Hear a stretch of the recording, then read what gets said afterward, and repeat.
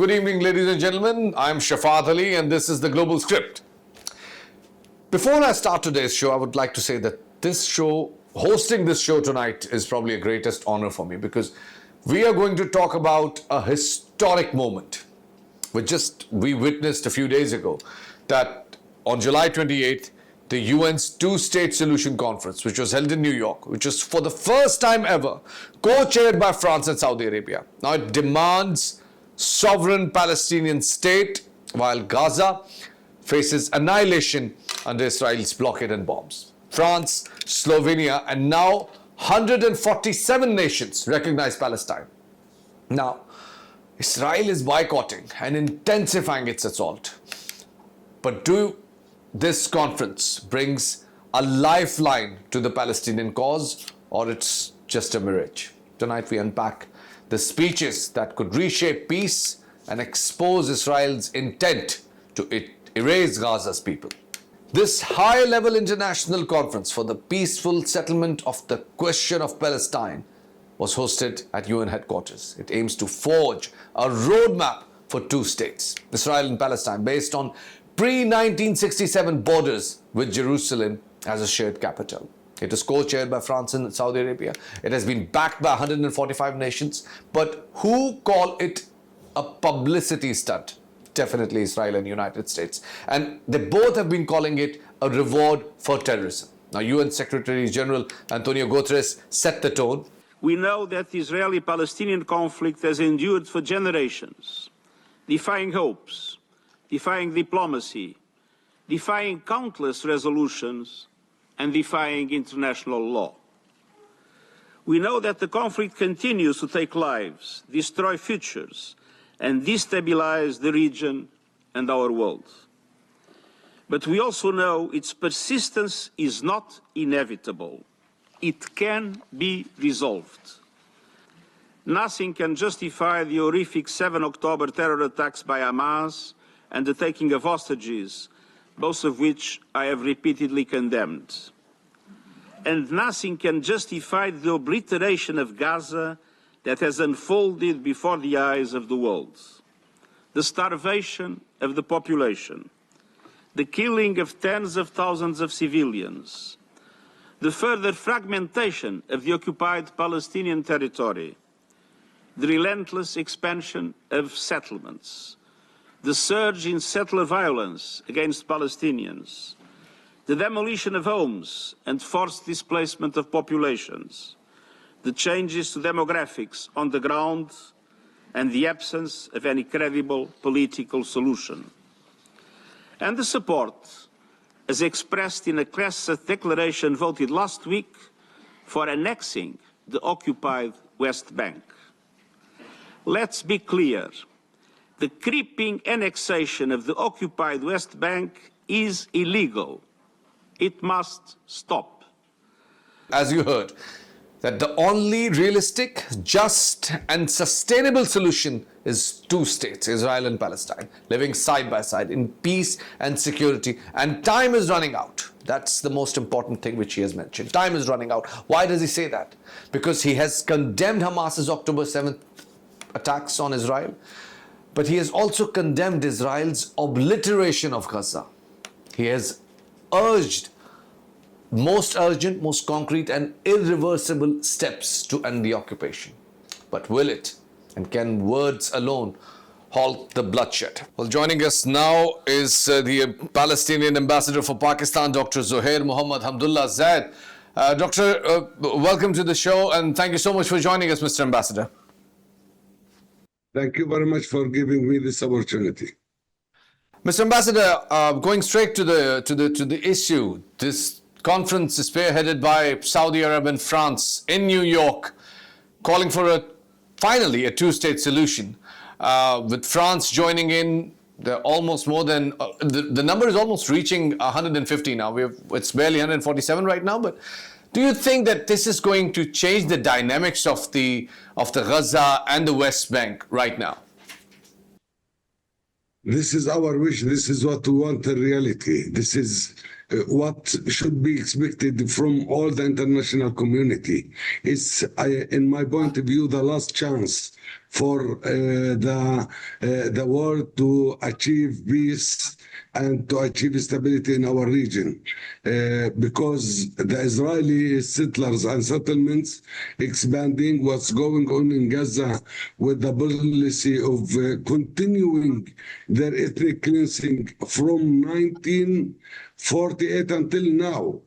This government want to complete what Ben Gurion did not finish at that time. It means to ethnic cleanse all the Palestinians from their homeland. Absolutely agreed. And just recently, this Israeli humanitarian group called B'Tselem, they have finally declared Gaza, the situation in Gaza, as genocide. It took them 22 months. But do you think it actually changes anything for the people of Gaza? To be very, very keen, what's going on in Palestine in general and in Gaza in particular is a test for the whole world, is a test for the international community, is a test for the world order, is a test for all humanitarian institutions and organizations, is a test also for humanity in general. It's the time to end this genocide. It's the time to end this famine, this starving that the Israeli government is implementing on our people in Gaza. No water, no medicine, no food, nothing. The life, they make their life impossible there in Gaza with their aim to ethnic cleanse the people and to confiscate the land.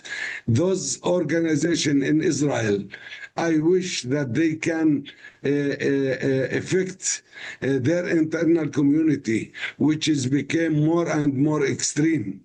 The right wing in Israel, the right-wing stream is became the largest in the Israeli community. This is with the religious parties. This is with the most fundamental extreme parties became the majority in the Israeli community.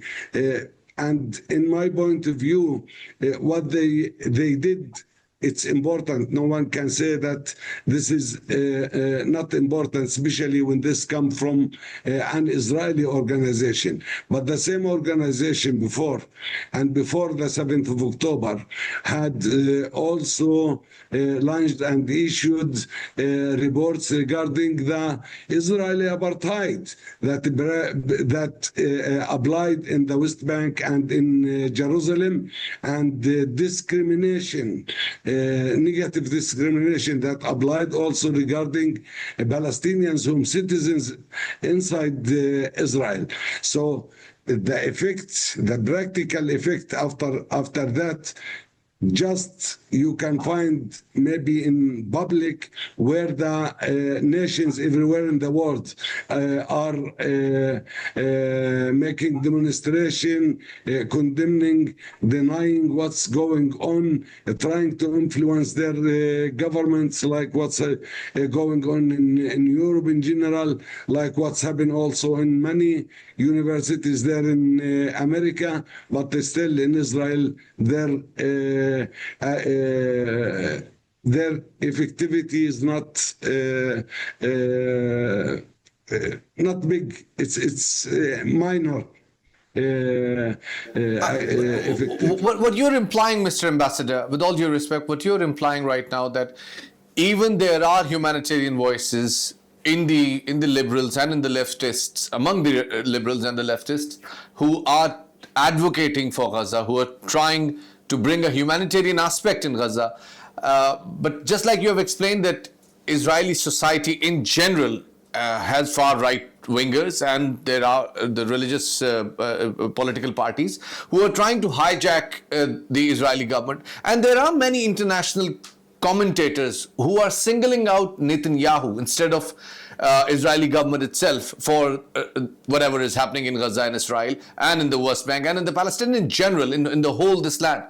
And yet we see that in the last year alone, there were 2,400 hectares of land occupied in the West Bank alone. Now we have just recently said that the Knesset passed a resolution in which they have declared Judea and Samaria, which they call as West Bank, they have called for its complete annexation. Do you think that whatever has happened in Gaza or is being happening in Gaza is going to happen for the people of the West Bank as well? I remember when I reached here in Pakistan, my first meeting was with some of the Pakistani brothers from the media. I told them that the price for what's going on in Gaza will be paid in the West Bank.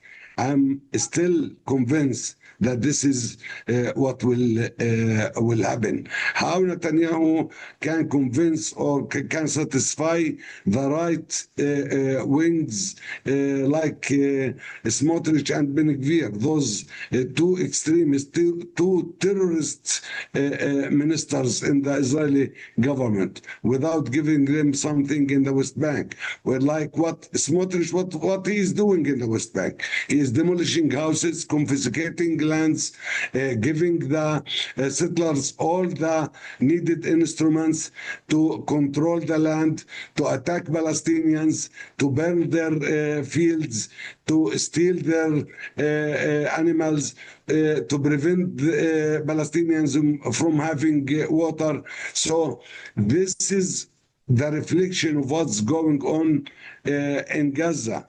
At the end, it should be very clear. Without international acts, without active steps to stop this by sanction, by steps that can harm this government, they will never do anything. In my point of view, this is the right way to rescue the Israelis from themselves. This is the right way to give them the right opportunity to live in peace. It means with a solution, with having two-state solution, the Palestinians having their full rights, this will be for their positive, for their good life in the future. Without this, no stability, no peace, nothing. They will never feel safe. They will never feel safe. From before 1948 until now, they are, as a state, they did not reach stability or feel that they are a real state. All the time they are fighting. They don't have even a constitution. This state doesn't have even a constitution. Nothing. And still until now searching for their independence, searching for their sovereignty. If they will continue like this, this will reflect to the whole world. Mr. Ambassador, you have said something. You have said something which I think every single person in the world should be pondering on, and that is that one sentence is a pretty strong one. And you have just said that these right wingers are something which Israel needs to save itself from. These right-wingers are something which Israel needs to save itself from, and this is a very strong statement, especially with the character which we have witnessed from the people like Smotrich, from the people like Ben Gvir, and most importantly, from the Netanyahu himself. Mr. Ambassador, my question was that there still are people who are singling out Netanyahu, but they say that rest of the Israeli is the only democracy in the Middle East. They call it the only democracy in the Middle East. Do you think that such people are right in their opinion? to be who know Israel, who know what's going on in Israel, inside Israel, who know the combination of the Israeli society, of the Israelis in general, he will know that this is a fake democracy. This is not the right democracy.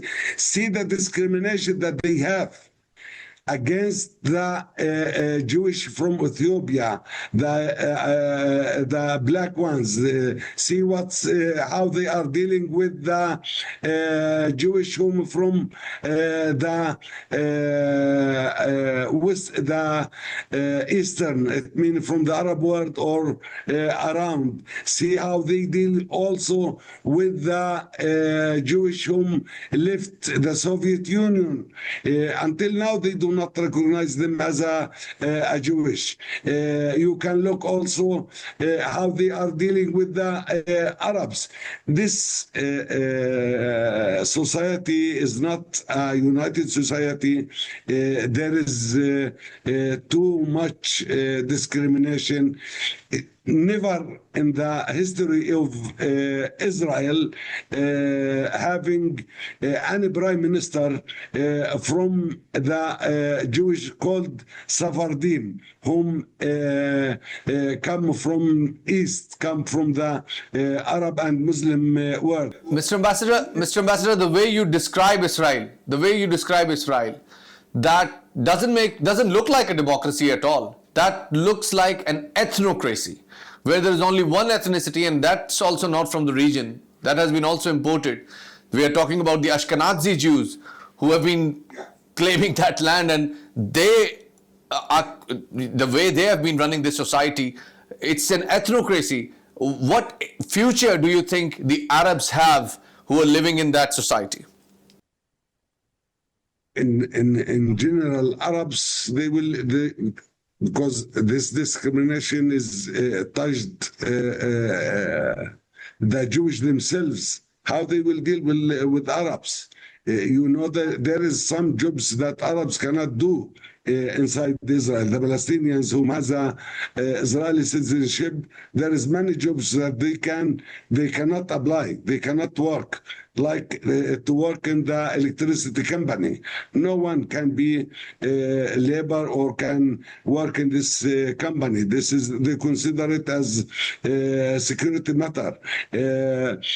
Also regarding others, those from the Western, the Ashkenazi, as you mentioned, they are taking all the privileges. They are controlling all the most important positions in their state, in their communities. They are handling everything in the state. And this is part of the struggle that this government is highlighting all the time. They are saying that this is the new Israel. It means that the Western whom suffered from oppression along the 77 years old of this state, this is their time. This is why they are fighting the Supreme Court. This is why they want to change many of the rules and the laws in this state. Well, ladies and gentlemen, it's time for a quick break over here. We'll be right back after the short break.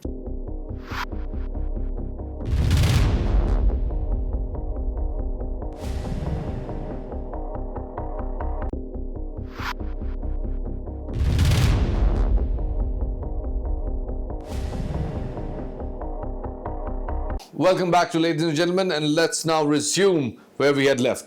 Mr. Ambassador, two more questions, and definitely I understand that your time is precious, but these two questions are probably the most important ones of today's discussion. You are the Palestinian ambassador in Pakistan, and you have been witnessing around that every Pakistani has got his nerve connected over there in Gaza. He thinks and he cares about people of Gaza. What do you think that people in Pakistan, what we have witnessed so far, firstly, what you have witnessed so far, and what do you think that people of Pakistan can do to bring relief to the people of Gaza? Thank you for this question. from day one that I entered this state, I feel that I am in my not second home, but first home. The love, the respect, the warmth that we have here, the solidarity, the support that we have, we do not have in any other place in the world, especially what we have from public, what we have from all political parties, what we have from government, what we have from opposition.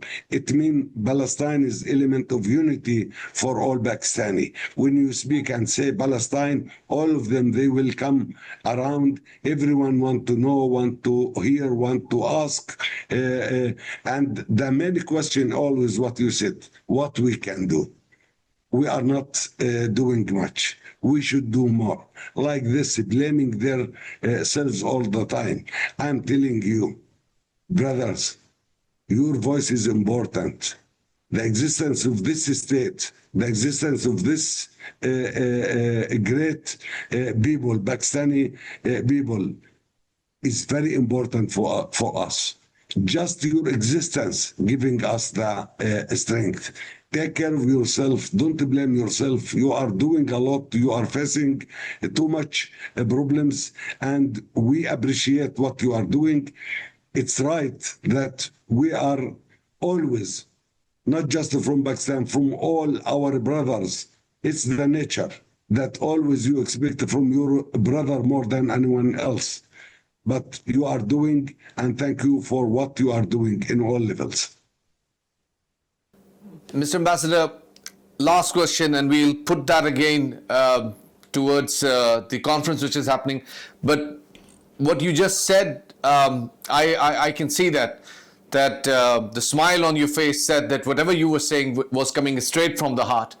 And that's really very encouraging for every single person who will be watching this video and who will be watching this show.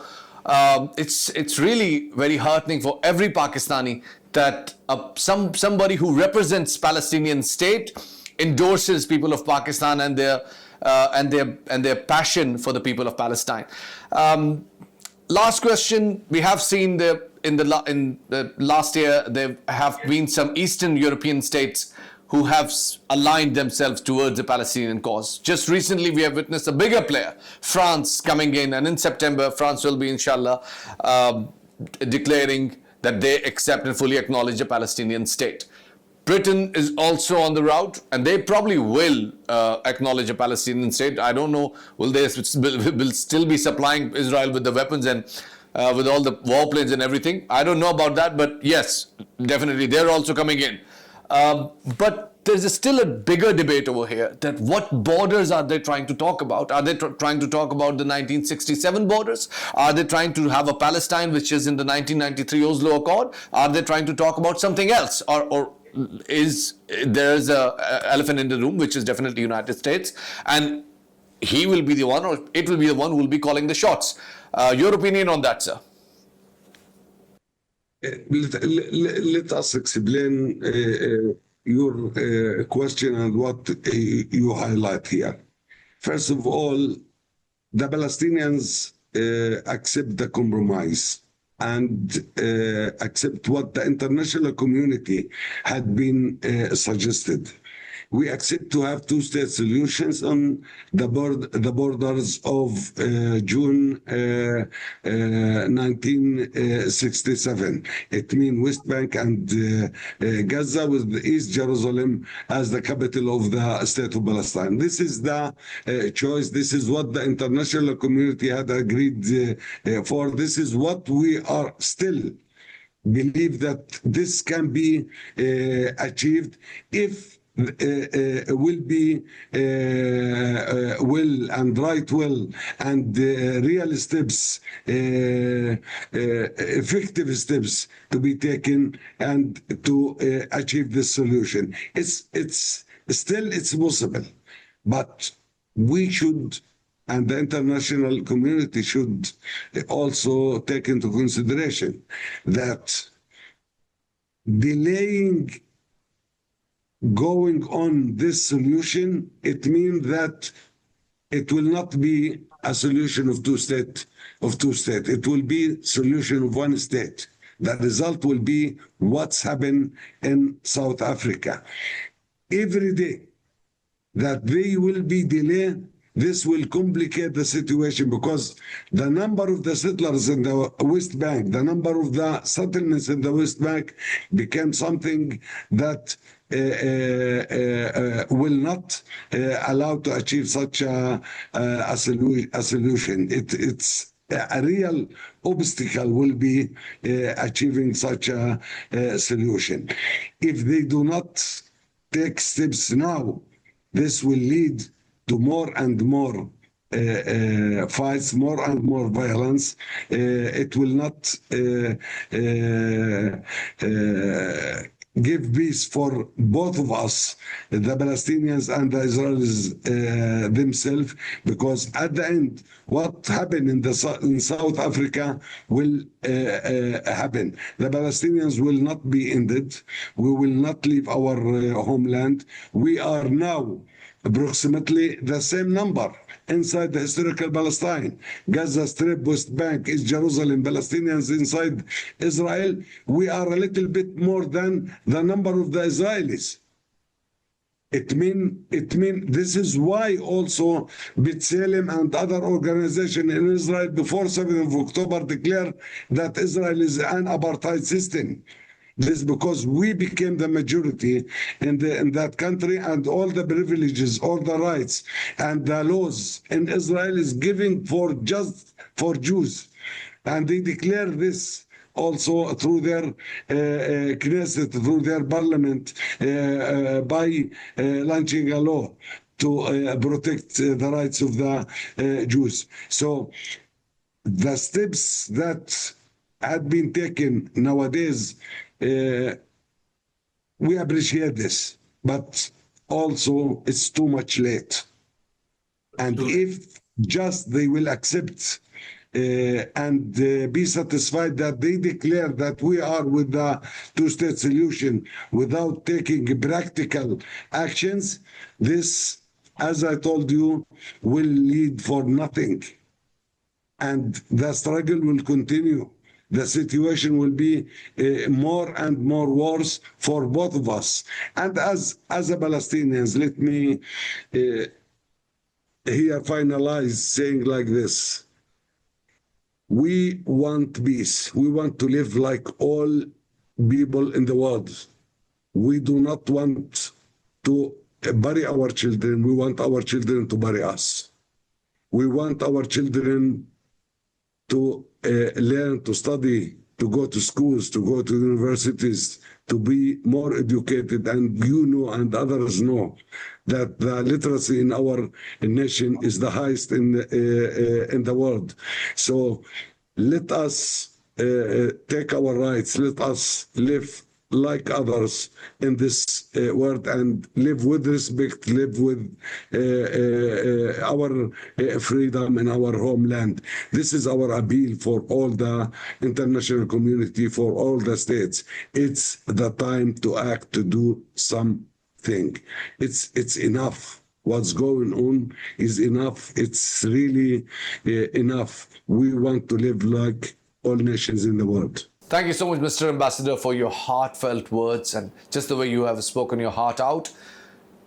Take my word that this has been heard by every single person in Pakistan. Thank you so much for joining in, and inshallah, we will keep having you again on our show. Thank you so much for giving your time. That's all from the Global Script. Keep watching Ocean News.